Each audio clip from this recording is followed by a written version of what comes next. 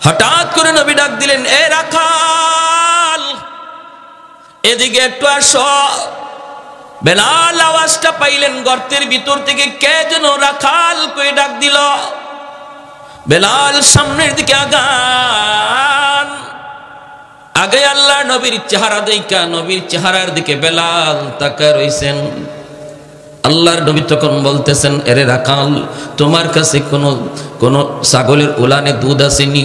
আমার পানির তৃষ্ণা লাগছে, ক্ষুধাও লাগছে, একটু দুধ খাওয়াবানি। বেলালে হাফসি বলে, মুসাফির কে আপনি চিনি না, কিন্তু আমি আপনাকে আপনি যা চাইছেন তা খাওয়াইতাম। আমার ছাগলের কোনো উলানে তো দুধ নাই, আমি কেমন করে আপনারে দুধ পান করাবো?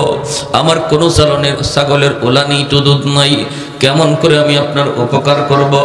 দ্বীনের নবী মায়ার নবী তখন বলতেছেন, রে রাখাল যে কোনো একটা ছাগল তুমি আমার কাছে নিয়ে আসো, ছাগলটা তুমি আমার কাছে নিয়ে আসো। ছাগল আনা হলো তোমার কাম, উলানে হাত দেওয়া আমি নবীর কাম, আর দুধ পৌঁছায় দেওয়া আমার আল্লাহর কাজ। আর একটু জোরে সুবহানাল্লাহ। বেলাল অবাক হয়ে গেলেন, অবাক। কয় কি মুসাফির, একটা মরা ধরা ছাগল, জীর্ণ শীর্ণ একটা ছাগল আল্লাহর নবীর কাছে হাজির করলেন। উলানে দুধের কোনো বংশ নাই। দ্বীনের নবী মায়ের নবী তার বরকতি হাত মোবারক নবী যখন যেই মাত্র উলানের মধ্যে লাগাইলেন, সাথে সাথে আমার নবীর বরকতি হাত যেখানে লাগে ওই জায়গায় বরকত পৌঁছায় দেয় কে? আর একটু জোরে বলেন কে? নবীজি যেই মাত্র হাত মোবারক লাগায় দিলেন, সাথে সাথে উলানটা দুধে ভরপুর হয়ে গেল। আল্লাহর নবী দুধ দহন করলেন, পাত্রে নিলেন, নবী নিজে খাইলেন, আবু বকর সিদ্দিক খাইলেন, বেলালকে নবী খাওয়াইলেন। বেলাল শুধু তাকায় তাকায় আমার মায়ার নবীর চেহারার দিকে তাকায়। জীবনে কত মানুষ দেখলাম, কিন্তু এত সুন্দর মানুষ আমি বেলাল জীবনে দেখি না। কে সেই মহামানব, কি তার পরিচয়? বেলাল এতটাই নবীর এই মুজিজা দেখা, যে বকরিতে দুধের কোনো বংশ নাই, কোনো বাচ্চা নাই, কাচ্চা নাই, এই বকরিতে দুধ আসলো কেমনে? আর ইনি কে, কি তার পরিচয়? এতটুকু কথা বেলাল এদিন আর জিজ্ঞেস করলেন না। বেলাল হাফসি তিনি বকরিগুলা লইয়া চলে গেলেন, মাথার মধ্যে শুধু এক চিন্তা। গেলেন বাড়িতে, মালিকের বাড়িতে মা বকরিগুলি রাখলেন। রাতের বেলা বেলাল ঘুমাবে, ঘুম তো আসে না। কি দেখলাম, কারে দেখলাম, তিনি কে, কি হলো, কে সেই মহামানব? আমার ভাইরা বন্ধুরা, যুবক বেলাল হাফসি যেই মাত্র আল্লাহর নবীর চিন্তায় তিনি চিন্তিত। হায় আমি কাকে দেখলাম, কি তার পরিচয়, আমি কেন তারে জিজ্ঞেস করলাম না? কি আপনার নাম, কে আপনি, কোত্থেকে এসেছেন? ঠিক আছে, আগামীকাল জিজ্ঞেস করব। আগামীকালও বেলাল ইচ্ছা করে বকরি নিয়া মায়ার নবী যেই গুহায়, ওই গারে হেরার পাশেই বকরি রাখালি শুরু করলেন। মনে মনে চিন্তা হলো, আজ যদি উনি আমাকে ডাক দেয়, আজও আমি ওনার কাছে যাব, যাইয়া ওনাকে জিজ্ঞেস করব আপনি কে, কি আপনার পরিচয়। দ্বিতীয় দিন বেলাল গেলেন, কিন্তু মায়ার নবী তারে ডাকও দিলেন, নবীজির কাছেও গেলেন।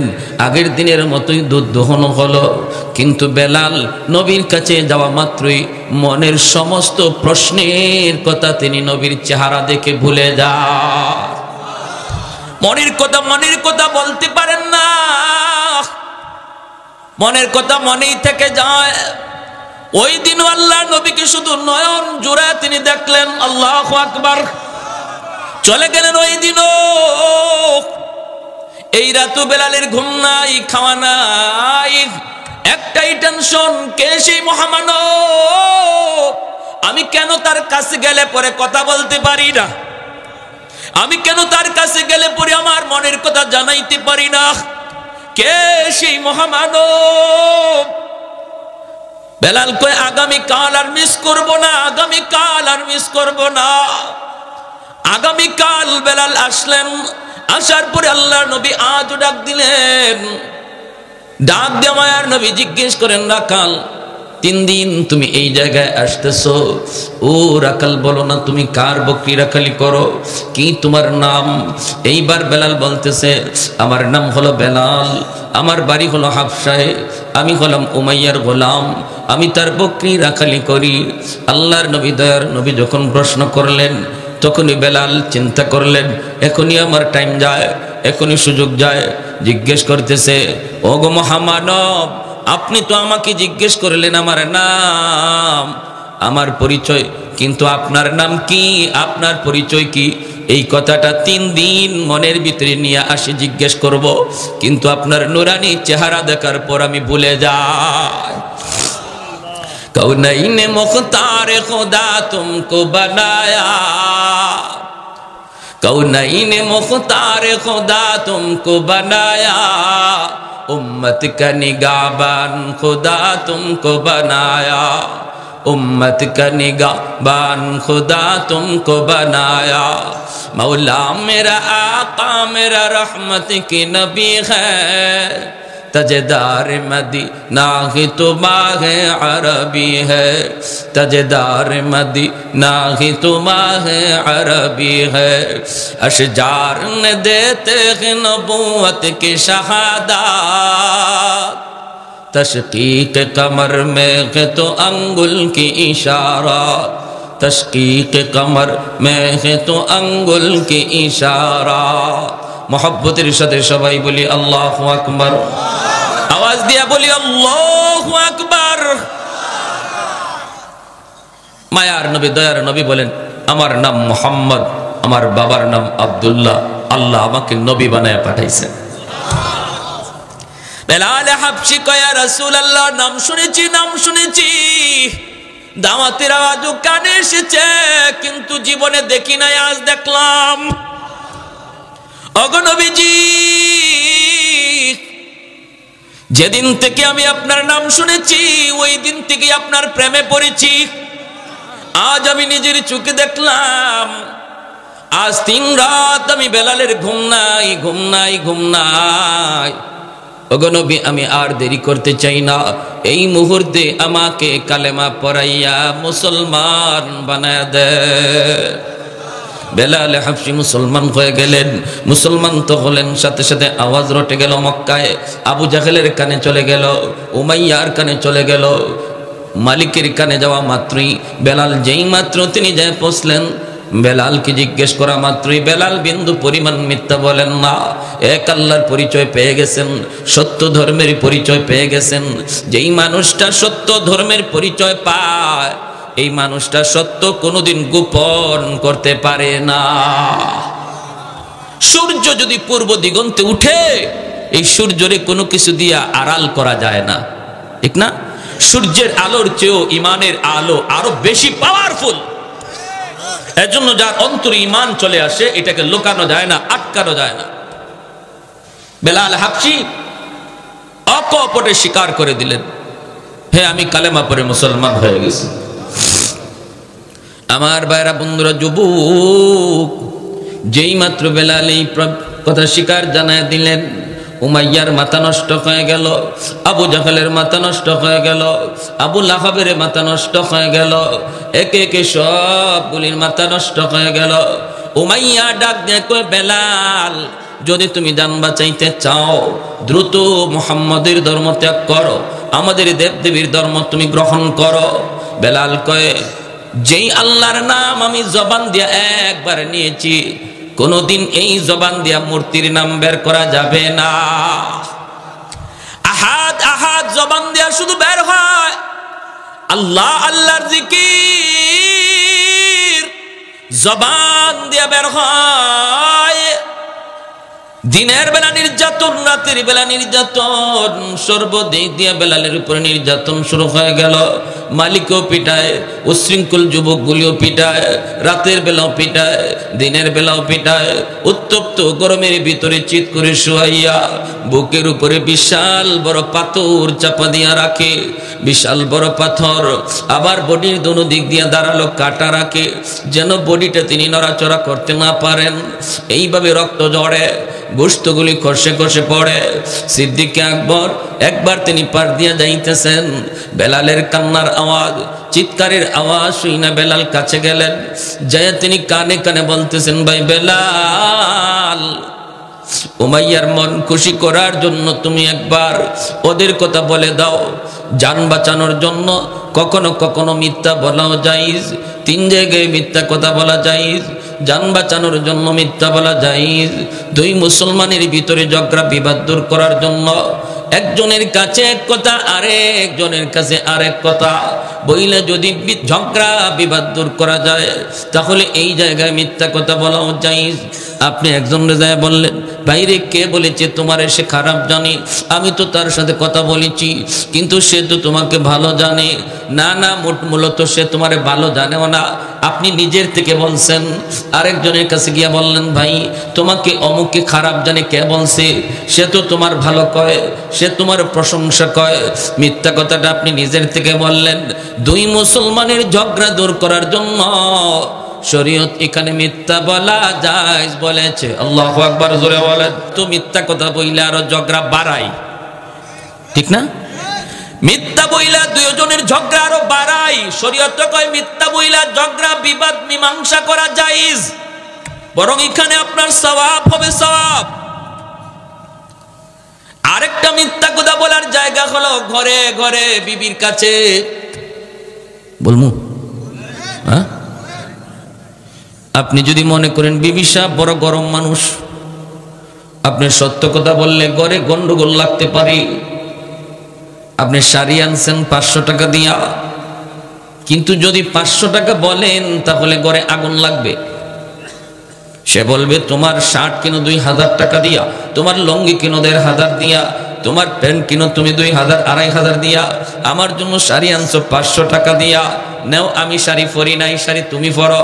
যদি এমন কোনো গন্ডগোল লাগার ভয় বা আশঙ্কা থাকে, তাহলে শরীয়ত বলে তুমি বলবা শাড়ির দাম 1500 দিছি, বেশ লাগায়া বুঝলাম নি। এটা মাইক বন্ধ করে কইতাম। কারণ ঘরে গিয়ে যদি আপনি শাড়ি 1500 এখন, তাও তো ম্যাডামে বিশ্বাস করবো না, কবে হুজুরে শিখাই দিছে। একটু হাত পাখা আছে না, দেন একটু হালকা করে দেন। এরকম কিছু সমস্যা আসেনি না ভাই আমাদের? হ্যাঁ, শহরে এক ধরনের, শহরে দেখবেন কিছু কিছু পুরুষ আছে ম্যাডামের কথা ছাড়া লড়েই না, ম্যাডাম যা কয় তা। উনিও বাজারে ব্যাগ লয়ে লয়ে পিছনে হাঁটে, মনে হয় ড্রাইভার সাহেব। মাঝে মাঝে নাম ধরেও ডাক দেয়, স্বামীর নাম ধরে ডাক দেওয়া, এটা একটা আলট্রা মডার্ন একটা ট্র্যাডিশন হয়ে গেছে, ঠিক না? শহরে বন্দরে নাম ধরে যদি এই আব্দুল করিম এদিকে আসো, তো দোকানদার কি হাজবেন্ড ভাববে না ড্রাইভার ভাববে? ড্রাইভারই তো ভাববে। এই সমস্ত জায়গার মধ্যেও পেস লাগে। ওই সমস্ত জায়গার মধ্যে শাড়ি যদি আনে 1000 টাকা দিয়া, হয় 3000, নাহলে ঝগড়া বাড়বে। আবার গ্রামে গঞ্জে একটু সিস্টেমটা উল্টা। গ্রামে গঞ্জে আবার কিছু উল্টা সিস্টেম আছে। গ্রামে গঞ্জে কিছু কিছু স্বামী আছে, মাশাআল্লাহ, স্বামী না যেন জল্লাদ। স্ত্রী যে বিবি সাপ ভয় পায়, কঠিন ভয় পায়। আমি এমনও দেখেছি গ্রামের অনেক জায়গায়, হাওরে গরু রেজ যে লাঠি দিয়ে ফিটাইছে, এই লাঠি দিয়েই নিজের বিবিরে ফিটানি শুরু করে গরু আইসা। হয়নি না? হয় না? এখন কমছে আলহামদুলিল্লাহ। আগের যুগে এমন অনেক ছিল, তালাক দিতে দিতে মা রেও দেয়, শাশুড়িরেও দেয়, দাদিরেও দেয়, তো সদ্য গোষ্ঠী একসাথে খারার উপরে এইভাবে দেয়নি না? দেয় না? তো এরকম ভাবে এই 2টা জিনিসই খারাপ। ইসলাম বলে স্বামীকে ঘরের কর্তা মনে করতে হবে স্ত্রী, পরামর্শ দিবে স্ত্রী, কিন্তু সিদ্ধান্ত নিবে স্বামী, সিদ্ধান্ত নিবে স্বামী। আর স্বামীকেও ভাবতে হবে সে আমার ঘরের চাকরানি না, সে আমার বিবি, সে আমার মাহবুবা, সে আমার প্রিয়তমা। মাঝে মাঝে একটু গোসাও করতে পারে। একজন প্রিয়তমা যেমন তার প্রেমিকের সাথে মান অভিমান করে, একজন স্ত্রীও তার স্বামীর সাথে কখনো কখনো মান অভিমান করতে পারে। এটা স্বামীর হজম করতে হবে। এই সময় রাগ উঠা হাত পিটানি আর লাঠি হাতে নেওয়া এটা ইসলামের বিধান না, আমার নবীর বিধান না। ঠিক কিনা জোরে কর। এরকম হইলে গন্ডগোলটা হয় কি, যেখানে এরকম আছে যে স্ত্রী ভয় পায়, স্বামীর জনমের মতো ভয় পায়, এখানে সমস্যাটা কি হয়? একটা এক্সাম্পল দিই। স্বামী গেছে হাসপাতাল পরীক্ষা করানোর জন্য, বডি চেক, অসুবিধা দিতেছে আপনাদের? বডি চেক করাবে, ডাক্তার বলছে প্রস্রাব পরীক্ষা করতে হবে। উনি বাড়িতে এসে প্রস্রাব বোতলের মধ্যে রাখছে, সকালে নিয়ে পরীক্ষা করবে। বিবি সাহেব বাথরুমের ভিতরে ঢুকছে, পা লাগিয়া স্বামী যে বোতলে প্রস্রাব রাখছিল এই প্রস্রাব পড়ে গেছে। এখন তো বিবি স্বামীরে জল্লাদের মতো ভয় পায়, বাপরে বাপ 19 থেকে 20 হইতে আমার উপরে যে তুফান ছুটে, যে লাঠি পিটা শুরু হয়। আমি যদি বলি তোমার প্রস্রাব পড়ে গেছে আমার অনিচ্ছায়, আমি বুঝি নাই, আমার পা লাগিয়ে পড়ে গেছে, তাহলে না জানি কি তুফান আর কি ঝড় উঠে, দরকার নাই আমার প্রস্রাব ঢুকায় তো রাখি। তখন বিবি সাহেব নিজের প্রস্রাব বোতলে ঢুকায় রাখছে। পরের দিন উনি তো ওনার প্রস্রাব মনে করে নিয়ে গেছে হাসপাতাল পরীক্ষা করতো। ডাক্তার পরীক্ষার রিপোর্ট দিকে একবার স্বামীর চেহারার দিকে তাকায়, আর একবার রিপোর্টের দিকে তাকায়। এখন তো স্বামী ডরায় গেছে। স্বামী ডরায় বলতেছে, স্যার আপনি আমার দিকে এইভাবে তাকাইতেছেন, স্যার ঘটনা কি? আমার পেটে কি হয়েছে স্যার? আমি বাঁচবো না মরবো? স্যার কয়, আমিও তো ভাবতেছি ঘটনাটা কি, তুমি পুরুষ না মহিলা? কয় স্যার এটা কি কোন, আমি একজন পুরুষ মানুষ। কয় তোমারে তো দেখতেছি আমিও পুরুষ, কিন্তু আমার রিপোর্ট বলতেছে তুমি মহিলা। কয় কেন, কি হয়েছে? কয় রিপোর্টে তোমার পেটে 7 মাসের বাচ্চা। 7 মাসের বাচ্চা কি আর পুরুষে নেয়? নেয় তো মহিলা। কয় ইন্না লিল্লাহ। স্যার এতদিন গেল এক ভাই, এখন দিয়ে আরেক ভাই আইছে, ঘটনা কি? এই যে বেশটা লাগলো, এটা ভয় পাওয়ার কারণে লাগছে না? আর যেখানে স্বামী স্ত্রীরে ভয় পায়, এখানে আরেকটা এক্সাম্পল দেখেন। বেচারা 800 টাকা দিয়ে মাছ নিয়ে আসছে ঘরে, আইনা বিবির কাছে দিছে। বিবি জিজ্ঞেস করতেছে মাছ কত দিয়ে আনছো? তখন ডরে আর ভয়ে কয় 500 টাকা। যদি 800 কয় মাছের দাম, তাহলে বিবি ফায়ার হয়ে যাবে যে এত টাকা দিয়ে মাছ আনছো। কয় 500 টাকা। কয় বাহ ভালো তো, এত সুন্দর মাছ তুমি 500 টাকা দিয়ে নিয়ে আসলা, তুমি তো বাজার করা শিখে গেছো। দেখা যায় এতদিন বাজার করা শিখে নেই। তো উনি মাছ দিয়া জুম্মার নামাজে গেছে, নামাজ পড়ে আইসা দেখে অর্ধেক মাছ নাই। কয় অর্ধেক গেল কই? কয় পাশের বাড়ির ভাবি আসছিল, ভাই নাকি আজকে মাছ আনে নেই। তো ভাবি বলতেছে তোমাদের এত মাছ, ভাবি আমাদের তো আজকে মাছ নাই, অর্ধেকটা মাছ আমাকে দিয়ে দাও না। তা আমিও দেখলাম আমাদের এত মাছ তো লাগে না, এজন্য অর্ধেকটা বিক্রি করে দিছি। কয় কত দিয়া বেচছো? কয় 250।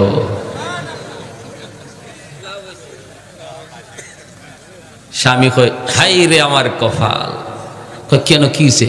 কয় আর কইও না, মাছের দাম 800 আর অর্ধেকটার দাম 400। কত তুমি যে 500 বললা? কত তোমার ভয়ে কইছি।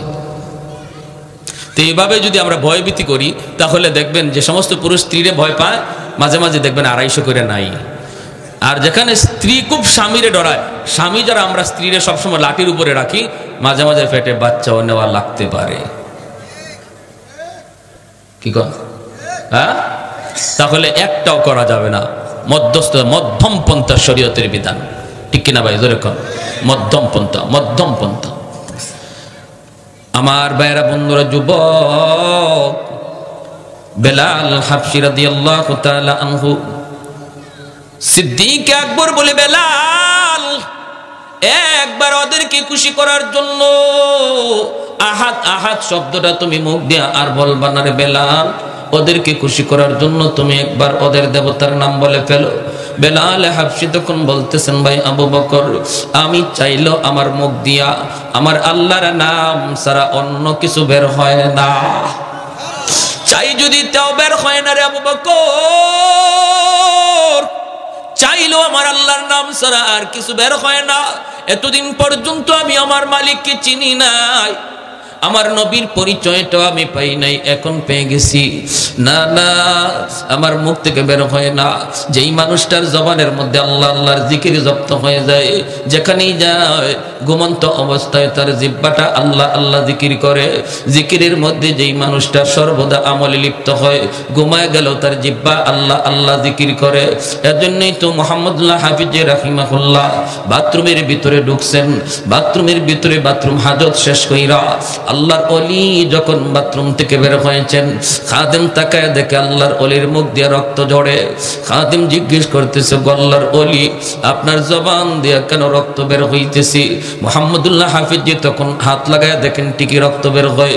ডাক দিয়ে বলেন, বাবারে রক্ত কেমনে আসতেছি? খাদেম কয়, হুজুর আমিও তো বলতেছি, আপনি কি বাথরুমের ভিতরে পড়ে গেলেন নাকি? এমনি মুহাম্মদুল্লাহ হাফিজি কয়, না রে বাবা, আমি পড়ে যাই নাই। বাথরুমের ভিতরে যাওয়ার পরেও দেখি আমার জিহ্বা আল্লাহ আল্লাহ জিকির করে। আমি আমার জিহ্বারে বারবার বলতেছিলাম, জিহ্বারে এখানে আল্লাহ আল্লাহ জিকির করার জায়গা না, এটা নাপাক জায়গা, এটা বাথরুম, এখানে আল্লাহ আল্লাহ জিকির করা যায় না। জিহ্বারে আমি বুঝাইতে চেষ্টা করি, আমার জিহ্বা বুঝ মানে না। এরপরও জিহ্বা লাফায় লাফায় আল্লাহ আল্লাহ জিকির করে। এজন্য আমি দাঁত দিয়া জিহ্বারে কামড় দিয়া ধরছি, দাঁত দিয়া জিহ্বারে কামড় দিয়া ধরছি। জিহ্বা কেটে গেছে, রক্ত বের হয়েছে। কুতবুল আলম শাইখুল ইসলাম হুসাইন আহমদ মাদানী রাহমাতুল্লাহি আলাইহি ইন্তেকাল হয়ে গেল। ডাক্তার আনা হলো। ডাক্তার আইসা যখন চেক করে বডিটার মধ্যে রূহ আসেনি না নাই, পালসে হাত দেয়, দেখে পালস নাই, লোকটা মারা গেছে। কিন্তু যখনই মেশিন লাগায় ডাক্তার বুকে চেক আপ করে, বুকে যখন চেক আপ করে তখনই ডাক্তার লাফ দিয়ে উঠে।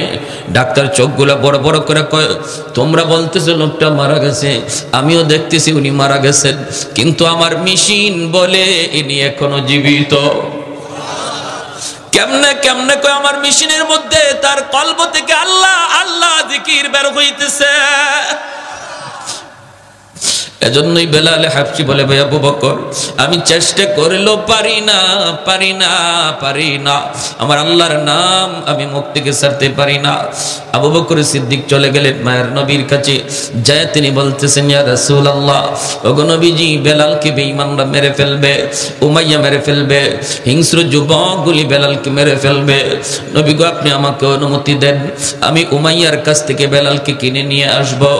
আল্লাহর নবী তখন বলেন, আবু বকর, বেলালকে তুমি যেই পয়সা দিয়ে কিনবা, এই পয়সার মধ্যে আমি নবীরও কিছু পয়সা নিয়ে যাও, যেন কিয়ামতের ময়দানে আমি আমার আল্লাহর সামনে বলতে পারি, মাবুদ তোমার বেলালকে কেনার মধ্যে শুধু আবু বকরের টাকা ছিল না, আমি নবীরও কিছু পয়সা ছিল। এরে আবু বকর, জানো না, জানো না আমার বেলালের দাম আমার আল্লাহর কাছে কি পরিমাণ। এত দামি হয়ে গেলেন বেলাল, এত দামি হয়ে গেলেন ইমান আমলের কারণে।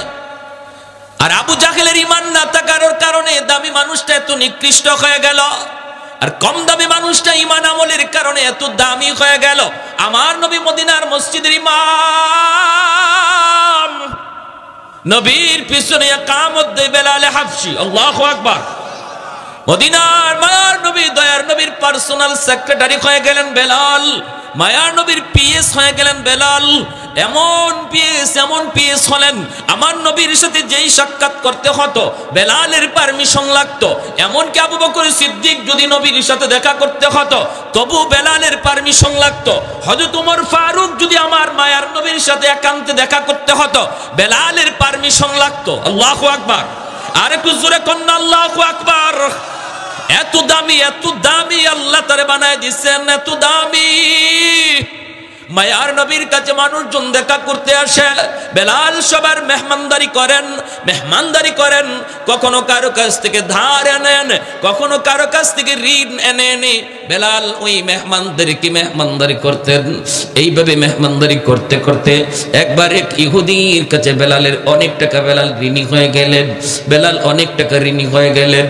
একদিন বেলাল মসজিদে নববীতে আজান দিবেন, সাথে সাথে ইহুদি কয়, বেলাল আজান পড়ে দাও, আগে আমার ঋণ তুমি পরিশোধ করো। বেলাল বলেন, ভাই একটু সুযোগ দাও। কই কোনো সুযোগ নাই, আজ রাতটাই সুযোগ আছে, তাড়াতাড়ি করে তুমি আমার ঋণ পরিশোধ করো।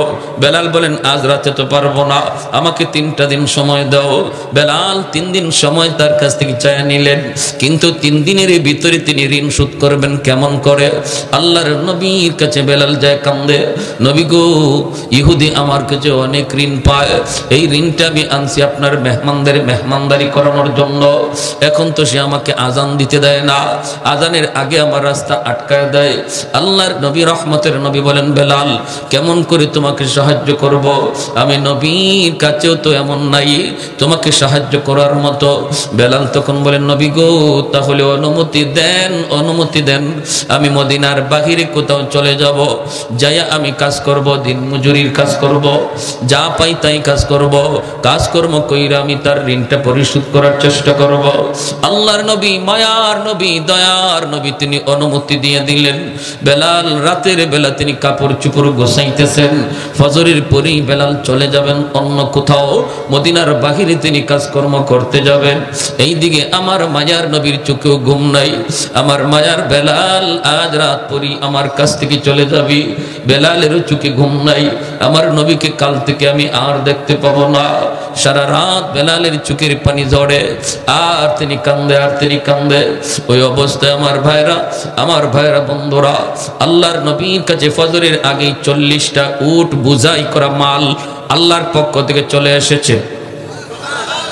আল্লাহর নবী, রহমতের নবী, এক সাহাবীকে বলেন, সাহাবী দ্রুত যাও, যায় বেলালকে খবর দাও, বেলালের ঋণ পরিশোধ করতেছেন আল্লাহ নিজে। আর একটু জোরে কন্যা সুবহানাল্লাহ।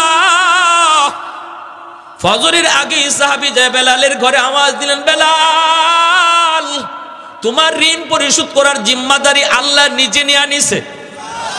মায়ার নবী তোমার মসজিদে নববীতে ডাকে রে বেলাল। বেলাল মসজিদে নববীতে দৌড়ে আইসে দেখেন 40টা উট বুঝাই করা মাল। মায়ার নবী, দয়ার নবী বলেন, বেলাল, মদিনা থেকে তোমার চলে যাওয়াটা আমার আল্লাহ পছন্দ করে নাই, আমি নবীও মেনে নিতে পারি নাই। তোমার দিলের হালত আর আমি নবীর দিলের হালত আমার আল্লাহ দেখছেন। আল্লাহ পাক রব্বুল আলামিন তোমার ঋণের জিম্মাদারি নিয়ে নিছে। যাও, যতগুলি টাকা ওই ইহুদি পাইব, আরো যারা পাইব, ঋণগুলা পরিশোধ করো, বাকি মাল গরিবদের ভিতরে বন্টন করে দাও। এ ভাই, এজন্য বলতেছিলাম, দেখেন আল্লাহ পাক রব্বুল আলামিনের কাছে কত দামি হয়ে গেলেন কালো বেলাল। বংশের কোনো মর্যাদা ইদার ছিল না, আর বংশীয় মানুষ ছিল আবু জাহেল, মাটির সাথে মিশে গেল, ঠিক কিনা? আবু জাহেল হিরো থেকে জিরো হয়ে গেল, বেলাল জিরো থেকে হিরো হয়ে গেল ঈমান আমলের কারণে। সাহাবায়ে কেরাম বলে, নবী গো, বেলালের আজানে একটু সমস্যা। কি সমস্যা? কই আশহাদু বলতে পারে না, জিহ্বার মধ্যে সমস্যা। কখন জিহ্বার সমস্যা তৈরি হয়েছে?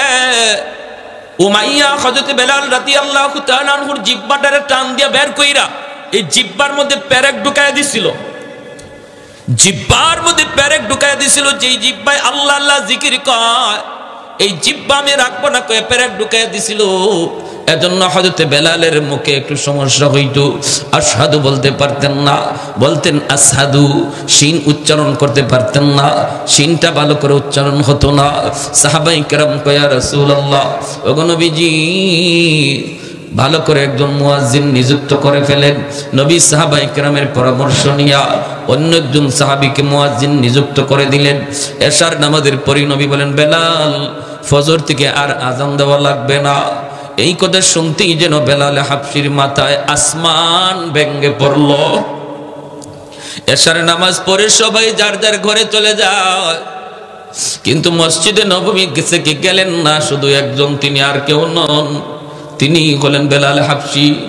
মসজিদে নববীর কোনায় খাম্বার কিনারায় বইসা বইসা চোখের পানি ঝরে আল্লাহর কাছে কান্দে আর কয়, মালিক, ও মালিক, তোমার হাবিব আমার মুয়াজ্জিনের চাকরি থেকে বাতিল করে দিছি। ও মালিক, আমি তোমার হাইকোর্টে আমি আবেদন করলাম, আপিল করলাম হাইকোর্টে, নিম্ন আদালতে আমার চাকরি বাতিল, উচ্চ আদালতে আমি আপিল করলাম। মাওলা, এই শিন উচ্চারণ করতে পারি না কেন? আল্লাহ, তোমার নাম নেওয়ার কারণে আমার জিহ্বায় পেরেক মারছি, এজন্য আমি শিন উচ্চারণ নিতে পারি না। এটা তো আমার কোনো দোষ না। আল্লাহ, হয় তুমি আমার জিহ্বা ভালো করে দাও, নতুবা আজান বদলায়া দাও। আল্লাহু আকবার। হয় মালিক, আমার জিহ্বা তুমি ভালো করে দাও, নতুবা আমি যেভাবে বলি এইভাবে আজান বানায় দাও। আল্লাহু আকবার, আল্লাহু আকবার। কত বড় আবদার আল্লাহর দরবারে। আল্লাহ পাক রব্বুল আলামিন তার হাবিবকে জানিয়ে দিয়েছেন, বন্ধু আজানও বদলিবে না, আমার বেলালের জিহ্বা যেভাবে আছে এইভাবেই থাকবে, জিহ্বাও ভালো হবে না। আমি আল্লাহর নাম নেওয়ার কারণে জিহ্বায় যে ক্ষত, এই ক্ষত আমি আল্লাহ বেলালের হাসরের মাঠে দেখতে চাই। হাসরের মাঠে বেলাল আমাকে ওই জিহ্বা দেখাবে, যেমন অবস্থায় আছে এই অবস্থায় থাকবে, আজান বদলিবে না। ভাইয়েরা বন্ধুরা, ফজরের আজান দিলেন অন্য একজন মুয়াজ্জিন। আজান তো হয়ে গেল, নামাজের টাইম হয়ে গেল। আমার নবী, মায়ের নবী, তিনি বের হয়েছেন হুজরা থেকে নামাজ পড়াবেন মসজিদে নববীতে। সাহাবায়ে কেরাম সবাই অপেক্ষায়, মায়ের নবী হুজরা থেকে বের হয়েছেন নামাজ পড়াবেন, কিন্তু সূর্য তো উঠে না, রাত তো পোহায় না। ফজরের নামাজটা পড়তে হয়, একটু রাত যখন শেষ হয়ে যায়, সুবহে সাদিকের পরে ফজর যখন শুরু হয়, একটু আকাশটা ফর্সা হওয়া শুরু করে, তখন সুন্নাম ফজরের নামাজ পড়া সুন্নাত। আমার নবী ওই সময়টার অপেক্ষা করেন, একটু আকাশটা ফর্সা হবে। কিন্তু না না, অন্যদিন যেই টাইমে আকাশ ফর্সা হয়ে যেত, আজ ওই টাইমে আকাশ ফর্সা হইতেছে না, অন্ধকার শুধু আরো বাড়তেছে, অন্ধকার শুধু বাড়তেছে। সাহাবায়ে কেরামের ভিতরে অস্থিরতা, আল্লাহর নবীর ভিতরে অস্থিরতা। কই সকাল তো হয় না, আকাশ তো ফর্সা হয় না। আল্লাহর কাছে নবী জানতে চাইলেন, মালিক, ও মালিক, কিয়ামত কি তুমি গটায় দিবা নাকি? আল্লাহ, কিয়ামত কি হয়ে যাবে নাকি বুঝতেছি না গো আল্লাহ, নাকি আমরা কোন আযাবের সম্মুখীন? আল্লাহ বলে, বন্ধু কি হয়েছে? কই মালিক, কেন এখনো সকাল হয় না, ফর্সা হয় না? ফজরের নামাজ তো পড়ব, কিন্তু এত অন্ধকারে কেমন করে নামাজ পড়ি? আল্লাহ, ফজরে আজান বুঝি হয়, এখনো বুঝি ফজরের টাইম হয় নাই, ফর্সা হয় নাই। জিবরাইল আমিন দ্রুত নেমে এসে মায়ার নবীকে জানায় দিলেন, নবী গো, কেমন করে সকাল হবে গো নবী? মদিনার মসজিদে ফজরের আজান তো এখনো হয় নাই। আল্লাহ নবী বলে, ভাই জিবরাইল, অন্য দিনের চেয়ে আজান তো আরো সুন্দর আজান হয়েছে, শুদ্ধ করে আজান হয়েছে, শুদ্ধ করে আজান। জিবরাইল আমিন কই, নবী গো, জানি না, তবে অন্য দিনের আজান আমরা আসমানের ফেরেশতারাও শুনতে পাইতাম, শুধু আমরা না, আরশের মালিক আরশে বৈশা শুনতেন। কিন্তু আজ ফজরে আজান আমরা আকাশের ফেরেশতারা শুনি নাই, আল্লাহ নিজেও শুনে নাই, এজন্যই রাত শেষ হইতেছে না। ওগো নবীজি, বেলাল আজান না দেওয়া পর্যন্ত রাত কিন্তু পোহাবে না। ভাইয়ার নবী, দয়ার নবী কয়, বেলাল, আমার আল্লাহর কাছে এত দাবি হয়ে গেছে বেলাল, আমরা তো বুঝতে পারি নেই রে বেলাল, দ্রুত আজান দাও। বেলাল আজান দিলেন, রাত পোহালো, দিনের আভাস দেখা গেল। জোরে করুন সুবহানাল্লাহ। রমজান শরীফ, মায়ার নবী সেহরি খাইতেছেন। রমজানে সেহরি খাওয়া কি সুন্নত, ঠিক না?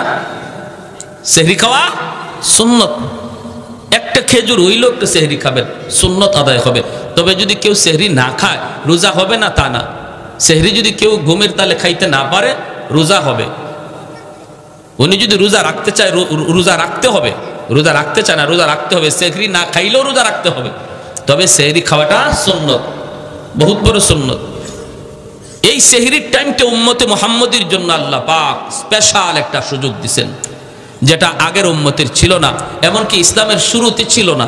মায়ার নবীর কাছে যখন রমজানের বিধান নাজিল হয়েছে, তখন রোজার সিস্টেম ছিল অন্যরকম। সিস্টেমটা কেমন ছিল? সিস্টেম ছিল সকাল থেকে নিয়ে সন্ধ্যা পর্যন্ত রোজা রাখবে, এরপরে ইফতার করার পরে যদি কেউ ঘুমায়া পড়ে, তাহলে আর খাওয়ার সুযোগ নাই। ঘুম থেকে উঠতে রাত যদি থাকেও রাতে আর খাওয়ার সুযোগ নেই। ঘুমায় গেলেই তার ঘুম থেকে রোজা শুরু। এখন রাত 12টার সময় সে ঘুমাক, রাত 12টা থেকে তার রোজা শুরু হয়ে গেছে। একদম পরের দিন সেই ইফতার পর্যন্ত, মাগরিব পর্যন্ত রোজা রাখতে হবে। এটা ছিল ইসলামের প্রথম জমানার রোজার বিধান। এতে করে নবীর একজন সাহাবী হযরত কায়েস রাদিয়াল্লাহু তাআলা আনহু, পবিত্র কোরআনের সূরাতুল বাকারার মধ্যে আল্লাহ পাক এই আয়াত নাযিল করেছেন নবীর এই সাহাবীর ব্যাপারে। হযরত কায়েস রাদিয়াল্লাহু তাআলা আনহু, ইনি একজন দিন মজুর ছিলেন, একজন কৃষক ছিলেন। সারাদিন জমিতে, সে মরুভূমিতে কামকাজ করেন, রোজা রাখা কামকাজ করছেন। ইফতারের সময় আসছেন, আয়েশা তিনি বিবিরে বলতেছেন, বিবি গো, সারাদিন কাম করছি, খুব ক্লান্ত, কিছু আছে, ইফতারি কিছু আছে? ইনি বলে, আমি আপনার কাছে আনতেছি, ইফতারি রেডি নাই, রেডি করে আনতেছি, আপনি একটু ধৈর্য ধরেন। একটু ধৈর্য ধরেন কইতেই, সারাদিনের ক্লান্ত মানুষ তো, একটু খালি হেলান দিছেন, আর হেলান দিতেই ঘুম চলে আসছে। বলুন তো দেখি, ঘুমাইলে পরে আর খাওয়ার সুযোগ আছে? কথাটা বুঝছেন? উনি ঘুমায় গেছে, ক্লান্ত মানুষ তো। দেখবেন রিক্সাওয়ালা মানুষ রমজান মাসে রিক্সা চালায় চালায় হঠাৎ করে একটা গাছের নিচে যখন ক্লান্ত হইয়া মাথাটাকে হাতটারে বালিশ বানায় যখন খালি শোয়, নাক ডাকায় ঘুমাইতে শুরু করে, ঠিক না? ঘুমায় যায়। তো উনি ঘুমায় গেছে। বিবি সাহেব আসছে, আইসেই যখন দেখে বিবি স্বামী ঘুমায় গেছে, কই ইন্না লিল্লাহি ওয়া ইন্না ইলাইহি রাজিউন। তখন উনি ঘুম থেকে লাফ দিয়ে উঠছে, দুজন হাত পা সেইরা একদম অসহায় হয়ে দাঁড়ায় রয়েছে। বিবি সাহেব কাঁদতেছে, স্বামী গো, এখন তুমি কেমনে রোজা রাখবা? রোজা তো রাখবাই, তুই রোজা রাখতে গেলে এখন অবস্থাটা কি হবে? সারাদিন গেছে, তুমি কিছু খাও নাই, এখন ইফতার করবা, একটু দেরি হইতে তুমি ঘুমায় গেলা, ঘুমাইছো তো এখন আর তোমার খাওয়ার সুযোগ নেই, এখন কেমনে কি করবা? এনে না খাইয়া এই রাত থেকেই রোজা রাখা শুরু হয়েছে। সারাদিন ক্ষুধার্ত তৃষ্ণার্ত, আবার সারা রাত গেল না খাওয়ায়। পরের দিনও রোজা শুরু হয়ে গেছে। পরের দিন রোজা শুরু হয়েছে, যখন দুপুর হয়ে গেছে তখনই উনি ওনার মাঠেই যেখানে কাজ করতেছে বেহুশ হয়ে পড়ে গেছেন। বিবি সাহেব আল্লাহ নবীর কাছে গিয়া বলতে, ইয়া রাসূলুল্লাহ, আমার স্বামীর এই অবস্থা। আল্লাহর নবী, রহমতের নবী আল্লাহর কাছে আবদার করলেন, মালিক, আমার উম্মতের জন্য বিধানটা কঠিন হয়ে গেছে, আল্লাহ একটু আসান করো। সাথে সাথে আল্লাহ পাক জিব্রাইল আমিন মারফতে কোরআনের আয়াত নাজিল করে ওই সাহাবীর দিকে লক্ষ্য করে আল্লাহ জানাই দিলেন, বন্ধু, আজ থেকে তোমার উম্মতের বিধান আমি আসান করে দিলাম। ঘুমাইলে আর রোজা শুরু হয়ে যাবে এমন না, সারা রাত সেহরি পর্যন্ত সে খাইতে পারবে। এখন ঘুমাক আর উঠুক, খাওয়ার টাইম সারা রাত। তাহলে নবীজির সাহাবীরাও উম্মতির জন্য রহমত, ঠিক না? একজন সাহাবীর কারণে আমরা রোজার বিধানটা আসান পাইছি, আর নাইলে কিন্তু আমাদেরও এইরকমই হইতো, ঘুমাই না, খালি একটু ঘুমাইবেন, শেষ, আর খাওয়ার সুযোগ নেই, রোজা শুরু হয়ে যেত। এই সাহাবীরই ঘটনার পরে রোজার বিধানটারে আল্লাহ আমাদের জন্য সহজ করে বলেন, সকাল থেকে নিয়ে মাগরিব পর্যন্ত, ইফতার পর্যন্ত তোমরা রোজা রাখবা, খাইবা না, পানি পান করবা না, আর ইফতারের পর থেকে নিয়ে সেহরি পর্যন্ত সারা রাত তোমরা যখন মন চায় যা খাও, তোমাদের জন্য সে সুযোগ করে দেওয়া হয়েছে। আল্লাহ নবী সেহরি খাইতে বসছেন, বেলাল হাবশী আজান দিবেন, ফজরের আজান। মুয়াজ্জিন সাহেবরা আজান দেওয়ার আগে ইমাম সাহেবের একটু খবর নেয়। তো বেলাল হাবশী রাদিয়াল্লাহু তাআলা আনহু তিনিও ফজরে আজান দিয়ে দিবেন, সেহরির টাইম শেষ হয়ে গেল। তিনি তো চিন্তা করতেছেন, আমার নবী এখনো কি তিনি খানা খান নাকি খানা থেকে সেরে ফেলছেন, একটু যায় দেখে আসি। বেলাল চলে আসলেন আল্লাহর নবীর কামরায়, আইসা দেখেন মায়ার নবী এখনো খানা খাইতেছেন, আর নবীর সাথে আরেকজন অপরিচিত মানুষ খানা খাইতেছে। আল্লাহর নবীকে খানা খাওয়া দেখেই বেলাল ডাক দিয়া বলতেছে, নবী গো, সেহরির টাইম শেষ হয়ে গেছে গো নবী, আর খানা খাইয়েন না। আল্লাহর নবী দেখে বলতেছেন, বেলাল কি কইছ? বলে, নবী গো, সেহরির টাইম শেষ। ঠিক আছে। বেলাল চলে গেছেন। বেলাল মনে মনে ভাবছেন, তাহলে তো নবী এখন খানা শেষ করে ফেলবেন। বেলাল চলে গেছেন। চলে যাওয়ার পর একটু পরে আজান দিবেন, আসছেন, কই দেখি কে নবী এখনো খানা খায়া শেষ করছেন নি। আয়া দেখেন নবী এখনো তিনি খানা খাইতেছেন। বেলাল ডাক দিয়া বলে, ইয়া রাসূলুল্লাহ, সেহরির টাইম শেষ, খানা খায়ান না। নবী কয়, ঠিক আছে। বেলাল আবার চলে গেলেন। যাই একটু পরে আজান দেওয়ার আগেই ভাবতেছেন, যে দেখি দেখি এখনো নবী খানা খায়া শেষ করছেন নি। আয়েশা দেখেন মায়ার নবী এখনো খানা খাইতেছেন। এইবার হযরত বেলাল বলে, ইয়া রাসূলুল্লাহ, খোদার কসম, ওগো নবী, সেহরির টাইম শেষ। যেই মাত্র বেলাল কয়, খোদার কসম, সেহরির টাইম শেষ, তখনই মায়ার নবী কয়, কি তাড়াতাড়ি গোসো, সেহরির টাইম শেষ। বেলাল কসম খেয়ে ফেলছে, সেহরির টাইম শেষ। নবী যা ছিল সাথে সাথে হাত থেকে ফালাই দিচ্ছেন। দুজন অপরিচিত একজন মানুষ নবীর সাথে খানা খাইতে বসছেন। সেই অপরিচিত মানুষ আর কেউ নন, তিনি হলেন জিব্রাইলে আমিন, ফেরেশতাদের সরদার জিব্রাইলে আমিন মায়ার নবীর সাথে সেহরি খাইতেছেন। ওই অবস্থায় দুজনে খানা বন্ধ করে দিলেন। এরপরে নবী ফজরের নামাজ পড়ালেন। নামাজ পড়ে নবী মিম্বরে বসলেন। বসে নবী ডাক দিলেন, বেলাল কাছে আসো। কাছে আইনে বলেন, বেলাল, প্রথমবার যখন তুমি বলছো নবী গো সেহরির টাইম শেষ, কিন্তু জিব্রাইল আমারে বলতেছেন, নবী গো সেহরির টাইম আরো আছে, খান। সুবহানাল্লাহ কইতেন না আপনারা? তুমি বলছো সেহরির টাইম শেষ, জিব্রাইল আমারে কয় না, আছে টাইম, খান। দ্বিতীয়বার যখন তুমি বলছো সেহরির টাইম শেষ, তখনও জিব্রাইল বলেন, না গো নবী, আরো আছে, খান। তৃতীয়বার তুমি যখন বলছো সেহরির টাইম শেষ, তখনও টাইম ছিল, কিন্তু যখনই তুমি কসম করে ফেলছো, কসম খুদার সেহরির টাইম শেষ, তখন আল্লাহ পাক রব্বুল আলামিনকে জিবরাইল, যদিও সেহরির টাইম শেষ ছিল কিন্তু আমার বেলাল কসম খেয়ে ফেলছে, আমার বেলালের দাম আমি আল্লাহর কাছে কি পরিমাণ জানো না, আমার বেলালের কসমের ইজ্জত রক্ষায় আমি আল্লাহ টাইম থাকলেও অফ করে দিলাম। আরেকটু জোরে কন্যা সুবহানাল্লাহ। ছিল টাইম, আরো ছিল, খাওয়ার সুযোগ ছিল, কিন্তু বেলালের কসমের ইজ্জত রক্ষায় আল্লাহ টাইমটারে অফ করে দিয়েছেন। জোরে কোন সুবহানাল্লাহ। আহাদুল লাইসা কামিসলি সামাদুন লাইসা কাফাদলি লিমানিল মুলকু তুগু ই তো সাজাওয়ার খুদাই তো খুদা বন্দেয়াবি নি তো খুদা বন্দেয়াসারি তো খুদা বন্দে জমিনি তো খুদা বন্দে সামাই তো রহিমি তো করিমি তো সামিঈ তো বসিরি তো মুইদ্দি তো মুদিল্লি তো মালিকিল আরশি বাজাই। একটু জোরে করুন আল্লাহু আকবার। এজন্য বলি রে যুবক, যৌবন কালটা হলো আল্লাহর ওলি হওয়ার বয়স। বেলাল হাবশী যৌবনেই তিনি আল্লাহরে খুশি করে ফেলছেন, যৌবন কালেই তিনি জিরো থেকে হিরো হয়েছেন, যৌবন কালেই তিনি ছিলেন গোলাম, গোলাম থেকে মায়ার নবীর পার্সোনাল সেক্রেটারি হয়েছেন, যৌবন কালেই বেলাল মসজিদে নববীর মুয়াজ্জিন হয়েছেন। আল্লাহু আকবার জোরে কর। তোমারও যৌবন কালটা হলো আল্লাহকে খুশি করার বয়স, কারণ যৌবনে যখন যুবক আল্লাহর গোলামি করে, যৌবনকালে যুবককে যখন মসজিদে পাওয়া যায়, একজন যুবককে যৌবনে যখন রোজা রাখতে দেখা যায়, যৌবনকালে যখন বাপ মার সেবা করতে পাওয়া যায়, যৌবনকালে যখন মুরব্বীদের শ্রদ্ধা করতে দেখা যায়, যৌবনকালে যখন আল্লাহর ভয় অন্তরে পাওয়া যায়, গান বাজনার আয়োজন করে না, করে তো করে ওয়াজ মাহফিলের আয়োজন করে, ওই যুবক যৌবনে ওলির খাতায় নাম উঠে নেয়।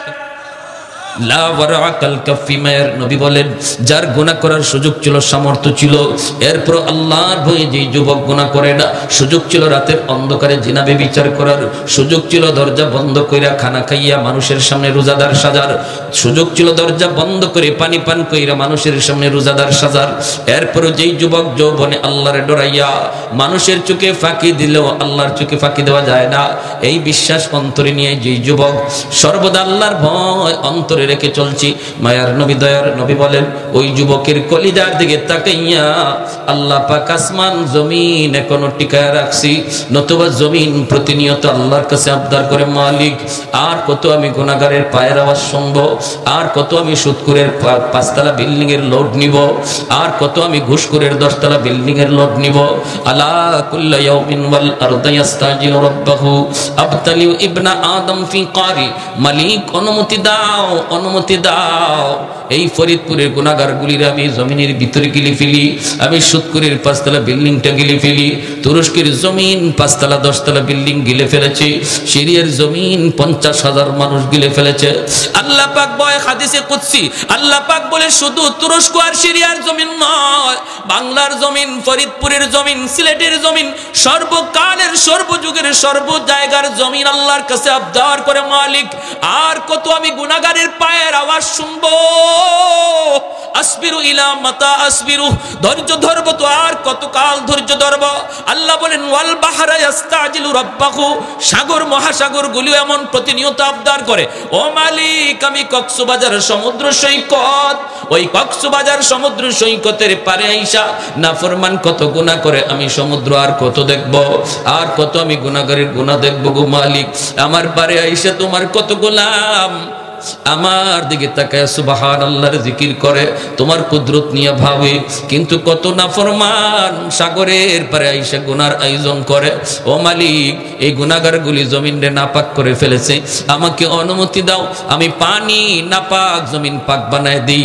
আল্লাহ পাক রব্বুল আলামিন বলে চুপ কর, এ জমিন থাম থাম, আমি আল্লাহ দেখতেছি এই জমিনে কেমন অন্যায় হয়, আমি আল্লাহ দেখতেছি এই জমিনে কেমন অন্যায় হয়, কেমন অপরাধ হয়, কেমন গুনাহ হয়, কেমন জুলুম হয়, এরপরও আমি কেন ধরি না জানোনি? কারণ এই মানুষকে আমি আল্লাহ বড় আদর করে বানাইছি, এই মানুষকে আমি আল্লাহ বড় আদর করে বানাইছি। আসমান আল্লাহ বানাইছেন কুন ফায়াকুন বইলা, জমিন আল্লাহ বানাইছেন কুন ফায়াকুন বইলা, ফেরেশতা আল্লাহ বানাইছেন কুন ফায়াকুন বইলা, কিন্তু আমারে আপনারে আল্লাহ পাক কোন ফাকুন বইলা বানায় নাই। আমারে আপনারে যখন আল্লাহ বানাইছে, আল্লাহ বলে খালাকতু বিয়াদাইয়া, আমি আল্লাহ আমার নিজের হাত দিয়া বান্দা বান্দিরে বানাইছি। কারণ এই চেহারার মধ্যে এত দামি কপাল, এই কপাল দিয়া বান্দা আমার কুদরতি কদমে সেজদা দিবে। এই কপালটার এত দাম, এই কপাল ফেরেশতাদের হাতে বানাইলে হয় না, এই কপাল কোন ফাকুন বললে হয় না, আমি আল্লাহ নিজের হাতে বানাইছি। এই জমিনের মধ্যে এখনো এমন 4টা শ্রেণী আছে, লাউলা মাশাইখু রুক্কা ওয়াশ শাবাবু খুশা ওয়াল আতফালু রুদ্দা ওয়াল আনআমু রুত্তা। আল্লাহ বলে এখনো জমিনের ভিতরে এমন আমার কিছু বান্দা বান্দি আছে, চুল দাড়ি তার সাদা হয়ে গেছি, কোমরে তার ব্যথা, হাঁটুতে তার ব্যথা, আমি আল্লাহর কদমে সেজদা দিতে তার কষ্ট হয়, এরপরও কষ্ট করে করে আমি আল্লাহকে সেজদা দেয়। তার সেজদার দিকে তাকাইলে জমিনের প্রতি আমি আল্লাহর মায়া লেগে যায়।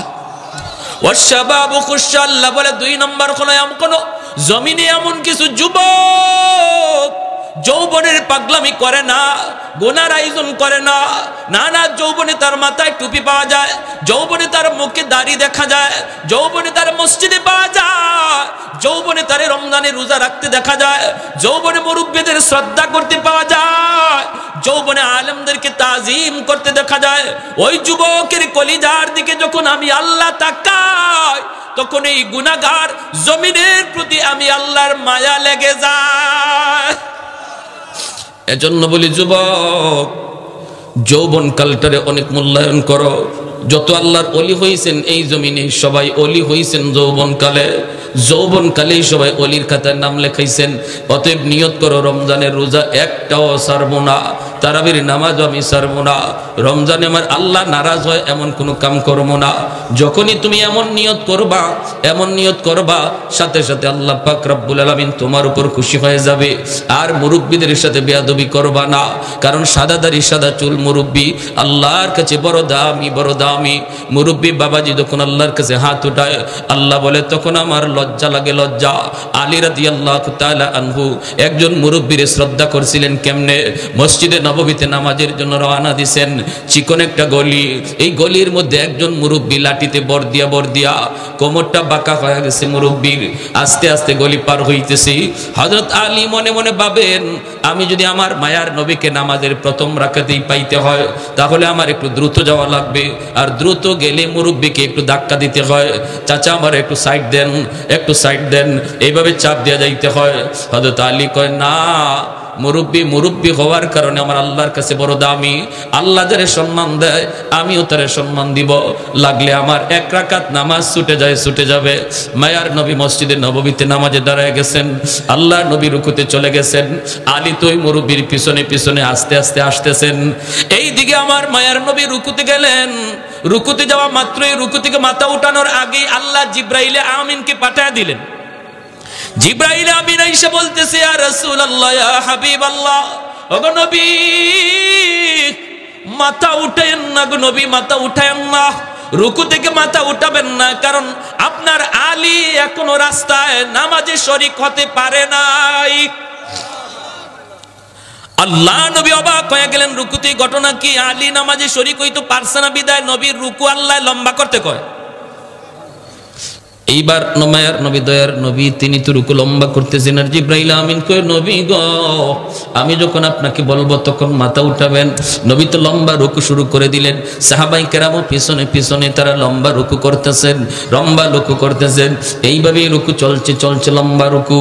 হঠাৎ করে জিব্রাইল আমিন ডাক দিয়ে কয়, মায়ের নবী গো এইবার মাথা উঠান, আপনার আলী নামাজে শরীক হয়ে গেছে। একটু জোরে কোন সুবহানাল্লাহ। हैदार तेरा नाम से इस्लाम रखेगा, हैदार तेरा नाम से इस्लाम रखेगा, दुनिया की शजाअत में तेरा नाम रहेगा, दुनिया की शजाअत में तेरा नाम रहेगा, उस्मान तेरा नाम से इस्लाम रहेगा, दुनिया की सखावत में तेरा नाम रहेगा। আল্লাহ নবী রহমতের নবী নামাজ শেষ কইরা মিম্বরে বসে ডাক দিলেন, আলী এদিকে আসো। নবীজির মনের মধ্যে আলীর প্রতি একটু জিদ জন্মেছে। আলী কেন আজকে নামাজে আসতে দেরি করলো, আর আমার এবার রুকুতে এত লম্বা সময় কেন দিতে হলো? নবী ডাক দিয়া বলতেছেন, আলী রে, আজকে নামাজে আসতে কেন তুমি দেরি করলা? হযরত আলী কয়, কই গো নবী, বেশি দেরি তো হয় নাই, আমি তো আপনাকে রুকুতে পাইছি। রুকুতে পাইছো? কেমনে পাইছো, হুশ আছে? বলি, ইয়া রাসূলুল্লাহ, আমি তো আপনার রুকুতে পাইছি। নবী কয়, আলী, তোমার রুকু পাওয়ানোর জন্য আল্লাহ আমারে রুকুতে হ্যাং করে রাখছে। তোমার রুকু পাওয়ানোর জন্য আল্লাহ আমারে রুকুতে আটকায় রাখছে। জিবরাইল আমিন আইসা আমার কানে কানে কয়, নবী গো, মাথা তুলবেন না, আলীরে রুকু পাইতে দেন। হযরত আলী রাদিয়াল্লাহু তাআলা আনহু অবাক হয়ে গেলেন, ইয়া রাসূলুল্লাহ, এত বড় ঘটনা ঘটছে, আমি নবী গো, আমি তো জানি না। আল্লাহ নবী বলে, জানতে হবে না, আগে বলো রাস্তায় কি হয়েছে একটু কও। এইবার হযরত আলী কয়, নবী গো, আমি তো নির্ধারিত সময় বের হয়েছি জামাত ধরার জন্য, কিন্তু চিকন গলিটার ভিতরে একজন মুরব্বী, এই মুরব্বী মানুষের সম্মান করতে যায় আমার একটু দেরি হয়ে গেছে। আল্লাহর নবীর চোখ থেকে দর দর করে পানি পড়ে। নবী কান্দে আর কয়, আলী রে, দেখ, সাদা দাড়ি সাদা চুল, দুর্বল মুরব্বী মানুষকে সম্মান করলে আল্লাহ কত সম্মান তোমার বাড়ায়া দিছে। যেই দুনিয়াতে মুরব্বীকে সম্মান করবে, আল্লাহ তারেও মুরব্বী বয়সে সম্মানী বানায় দিবে। এজন্য সাবধান, মুরব্বী বাবাজিদের সাথে বেয়াদবি করবা না। দোয়া নিবা, মুরব্বীদের দোয়ায় তোমার ভবিষ্যৎ আল্লাহ আলোকিত করবে, সামনের জীবনের পথগুলো আল্লাহ আহসান করে দিবে। ইকতে আল্লাহ এই আয়াতে বলছেন, তুমি যদি ইমানের সাথে নেক আমল করো, তাহলে 1 নম্বর নগদ পুরস্কার যেটা, আল্লাহ দুনিয়াতে তোমাকে সম্মানী জীবন দান করবে। বিশেষ করে যে যুবকরা এত সুন্দর আয়োজন করলো, এত সুন্দর আয়োজন, এই যুবকদেরকে আল্লাহ যৌবনে আল্লাহ তার ওলির খাতায় নাম উঠায় দেন। সবাই বলে আমিন। ওয়া আখির দাওয়ানা আনিল হামদুলিল্লাহ।